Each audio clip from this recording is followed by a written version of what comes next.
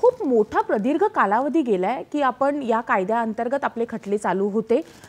कुठेतरी हे आधीच बदलायला हवं होतं का? कुठेतरी कोणी धाडस याआधी कोणी किंवा आधीच्या सरकारांनी दाखवलं नाही का? किंवा काय राजकीय इच्छाशक्तीमुळेच आता हे खरं तर आपण असं म्हणायला लागेल की एक धाडस केलेलं आहे, राजकीय इच्छाशक्ती दाखवल्यामुळे एवढे मोठे आमूलाग्र बदल कायदा व्यवस्थित होत आहेत। काय सांगाल याविषयी? खरं पाहायला गेलं तर माननीय सर्वोच्च न्यायालयाने वेळोवेळी मार्गदर्शक तत्त्वे दिली होती वेगवेगळ्या केसेसमध्ये।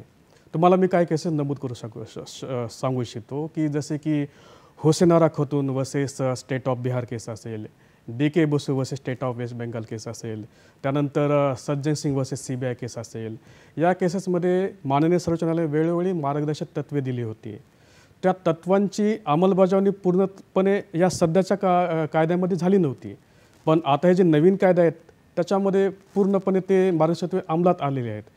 म्हणजे न्यायपालिकाच एका बाजूने होती की जलदगतीने न्याय देण्यासाठी कुठले बदल आवश्यक होते आणि त्यानुसार सध्याचं जे इंडियन पिनल कोड म्हणजे भारतीय दंडसंहिता 1807 आहे, आता ते 1 जुलैपासून त्याच्यामध्ये सेक्शन कमी केलेत।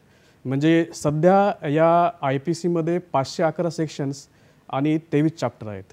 आता या नवीन ज्याला आपण शॉर्टमध्ये काय म्हणावं लागेल BNS म्हणजे भारतीय न्याय संहिता, तर त्याच्यामध्ये फक्त 358 सेक्शन्स आणि 20 चॅप्टर असतील।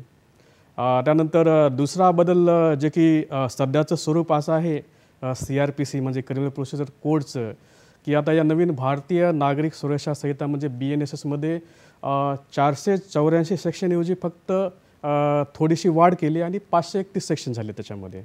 आणि पूर्वी 37 चॅप्टर होते ते आता 39 चॅप्टर करण्यात आले आहेत।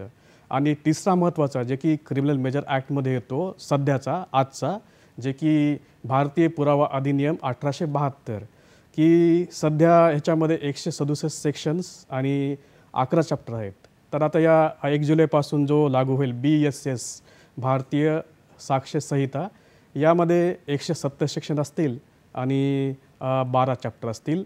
आणि तुम्ही जे म्हणताय की नेमका बदल काय केला आहे, तर कुठलाही फौजदारी निकाल देण्यासाठी एक 2-4 घटक खूप महत्त्वाचे असतात। त्याच्यामध्ये पोलीस यंत्रणा महत्त्वाची आहे, त्यानंतर सरकारी वकील हे पण महत्त्वाचा असतो, त्यानंतर न्यायपालिका महत्त्वाची आहे आणि शेवटी प्रिझन अथॉरिटी म्हणजे जेल अथॉरिटी। तर प्रत्येक कायद्यानुसार ज्या कुठल्या अधिकारिता आहेत त्यांना एक